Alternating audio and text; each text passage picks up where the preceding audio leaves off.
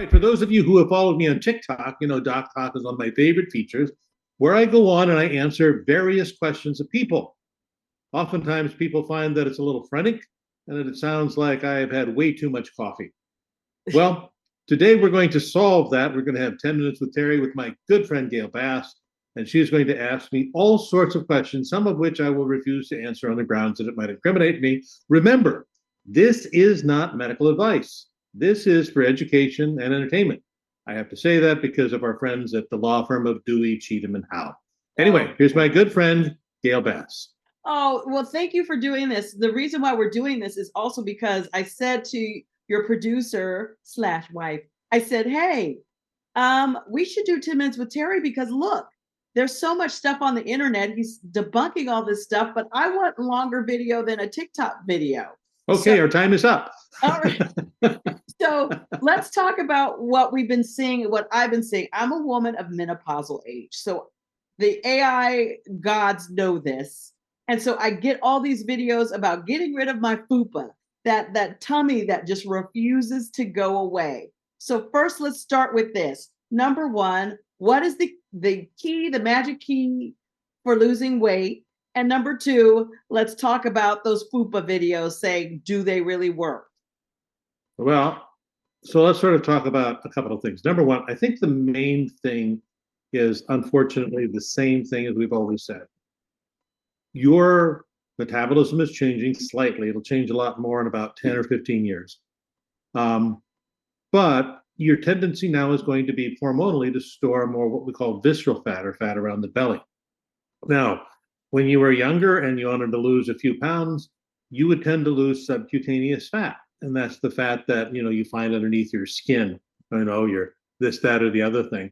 And when it would come back there, and it was easy to lose and easy to see it lose. Like when you'd lose weight, people would say, oh, I can see it in your face. Mm-hmm. Now, when you lose weight, guess where it comes back? It comes back in your belly. And that is a lot more resistant to lose, which means, sadly, more work. So there's two things that help that. Number one, a high fiber diet. And when we talk about high fiber diets, we're talking about fruits, vegetables, whole grains, legumes, etc. Mediterranean. That helps because you're satisfied with a lot less. You're eating nutrient-dense foods. And so that really helps with that. And the other thing is cardiovascular exercise, whether that's whatever type you like. I know you like hiking with your boo, and that's kind of one of the great things that you can do. Did you say boo? Yeah, I said boo because that's what you call. I think that's his name. Isn't his name Boo? His name is Brian, but I'll take Boo.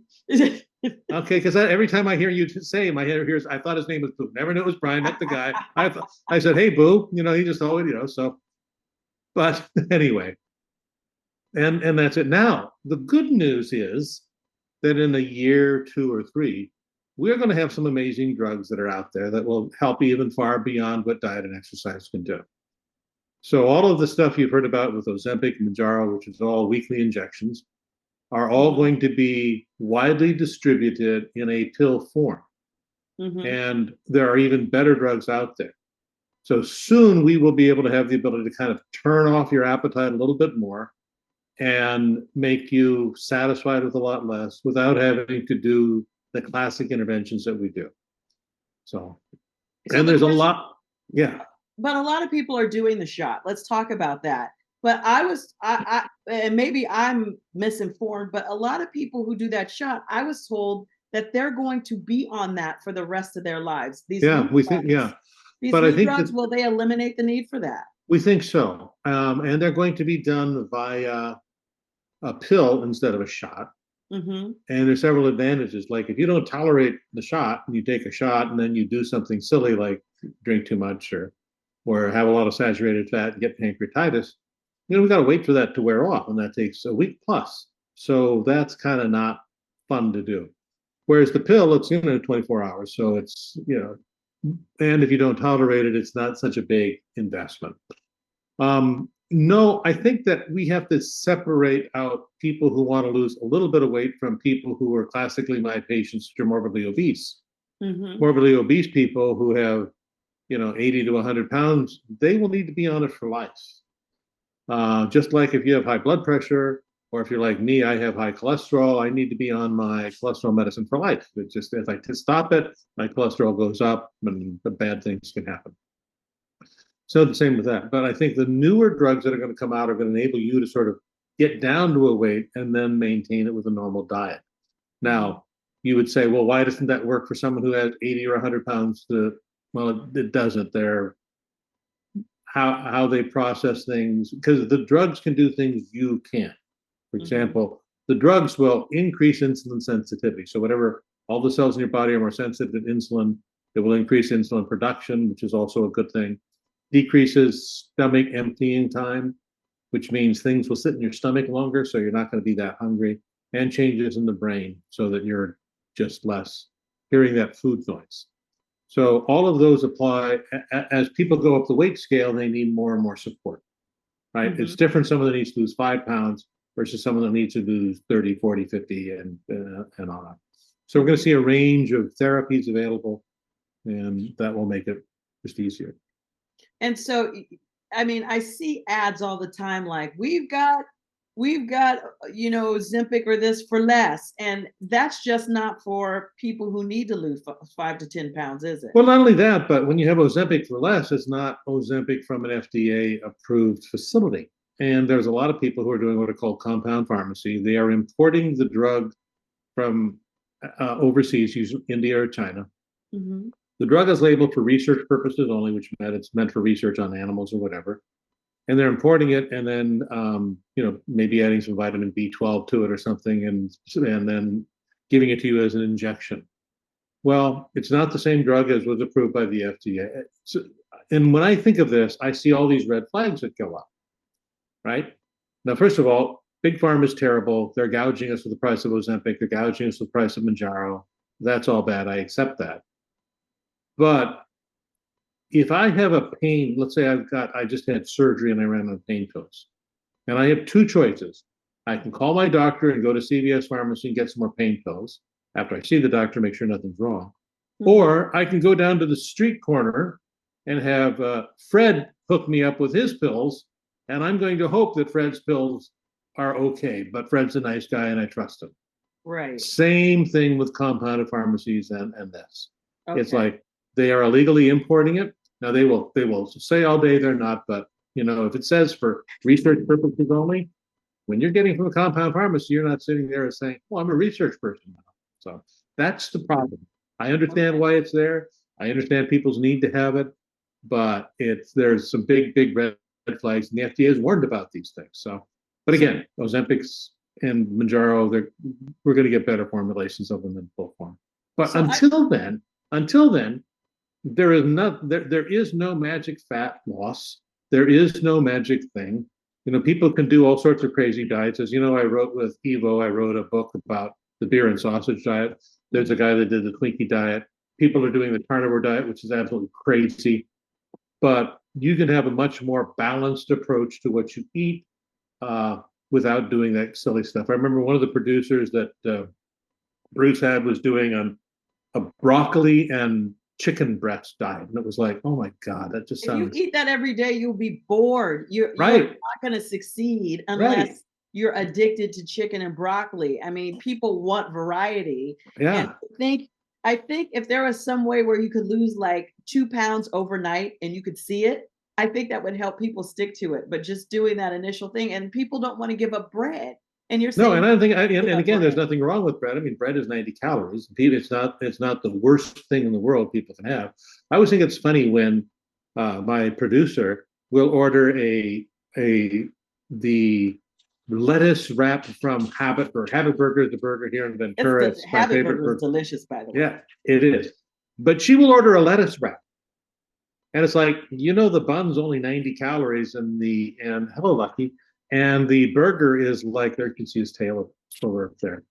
I can see it. And the burger is like 600 calories, but oh God, we're going to put on a lettuce wrap. And it's like, you're getting more salmonella on the lettuce wrap than you ever would in but. You know what? I was thinking I had a win the last time I went to In-N-Out and I got the burger in a lettuce wrap. I thought I was doing something for myself. Well, you saved 90 calories. Okay, one more thing on the bread thing. If you have visceral fat around the middle. That's where I'm having my issues from, that menopause, which it's like, I feel like I shouldn't be eating any carbs. And you're saying that's ridiculous. I could still have some, but don't Right. go. I mean, think about this. The longest lived people on the planet eat about 55% carbs in their diet. Now they're whole fruits, whole vegetables, whole grains. Potatoes. So if you're going to have, they don't eat too many potatoes, although in Japan they do. They eat a lot of sweet potatoes and a lot of fish and a lot of tofu. So I think that what we see is, we see this manifestation of people on low carb diet, because you go on a low carb diet, you can lose weight because you're getting rid of everything but the low carb stuff. And remember how you were talking about how you get bored with food? Anybody on a low carb diet loses weight because they get bored with food. Now, here's what happens. Let's say you're on a low carb diet, you've been on it 6 weeks. You're now past the honeymoon phase. You've lost the weight, and you're just sort of slugging it through. And it's like, okay, well, Simpson's in town. We're going to go to Morton's Steakhouse or pick a steakhouse. Yeah. You are going to Tarbell's has a great steak. Yeah. Now, so you and I go to Tarbell's. We bring Boo with us, because we'll bring the producer with us because she has to tell me how to do my hair.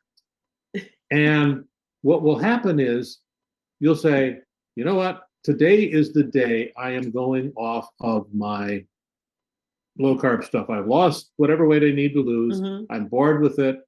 I'm going to have Tarbell's. I'm going to have their beautiful kale and hemp salad. I'm going to have their steak, potatoes, and gravy, which my dad loved, and I'll have a little bit of their bread, which is awesome, and I'm going to have their whatever dessert. You will eat all of it. But if, on the other hand, we were 2 weeks in, you would have a little bit of steak. You'd say, I'm so tired of steak, I just can't finish it. And the difference is, once you start putting more flavors in your mouth, you are going to want more different foods. You have single note flavors in your mouth, you get tired of them, and you eat less of that flavor. That's the secret of every single unifocus diet out there, whether it is a diet of cruciferous vegetables or a diet of steak. You get, you start out saying, oh, I'm going to have a leg of lamb, I'm going to have 14 steaks, I'm going to have 16 eggs, I'm going to eat all this I want, and I'll lose weight. It's like, you're not if you eat all of that, because that's, thousands of calories. That's, in reality, what happens is, when people go off it and they say, oh, you know what happened? I had bread with my steak and I gained the calories. No, you had bread with your steak. You had a different flavor in your mouth, so you ate more steak. That's what happens. Okay. And the steak is a high calorie item. I mean, when I go to, like your larger steak is 1,200 to 1,800 calories. Again, the bread is 90 calories. What do you think? It's the steak, not the bread. Right. Okay. Let's go to the videos, because I'm seeing lots of videos like this. How to lose belly fat in a single night. Exercises will compel your body to engage the core more and help keep you stable. This can help you lose fat, not just in the belly, but in all areas of your body. Are you ready to hear the most amazing diet ever? Here's how you can do it. Notice how they're always saying you could get that midsection if you do this Pilates move, or if you do this, you do these moves 3 times a week. In 6 weeks or in 2 weeks, you're going to get rid of your midsection. Is that true? Well, if the midsection includes your wallet, the answer is yes. So here's the thing. There is no targeted exercise program, right? There are targeted exercise programs for muscle. So if you want to build up triceps, you can do the tricep curls, etc. So you can build up muscle. But there is no targeted exercise for fat. Fat goes out at an uneven rate across your body. Typically, subcutaneous fat goes first, and then visceral fat goes after that. But it goes at an unequal rate, and you can't target it, no matter whether you do Pilates or Degree or Zoom or dancing or hiking with Boo. It doesn't matter. Certainly, if you do more exercise and maintain calorie intake, which nobody really does, because when people exercise more, they eat more, whether they know it or not. If you resume a calorie intake, you will lose weight, but it really is still a matter of the calories, and that is the hard, disciplined part of it. And here is the harder thing. I will get people telling me, I only eat 1,000 calories a day, and I work out 3 times a week, and I'm in menopause and I can't lose weight. My answer is, your body is a perfect calorie count. You're not. Your body is, right? So let's take cheesecake. Okay, You get a slice of cheesecake. Now you can get a slice of cheesecake at Carvel's, and you have this nice little slice of cheesecake, probably 400 calories. Or you can go to the Cheesecake Factory and you get a slice of cheesecake, probably 1,200 calories. Mm-hmm. Which, how are you going to record that in calories? You look up your thing, slice of cheesecake, average 300 or 400 calories. You've eaten 800 calories more because you had a bigger slice of cheesecake. Mm-hmm. So human beings are horrible calorie counters. Human bodies are perfect calorie counters. And no matter, you can think, and the laws of physics and biology don't change, meaning you can't deposit fat if you're not in calorie excess. You can't burn fat if you're not in a calorie deficit. No ifs, no ands, no buts. There's one tiny exception, which has to do with infants and something called brown fat, but that's it. So basically what you're saying is you just have to limit what you eat and exercise. Well, you have to change what you eat. I think you have to change what you eat.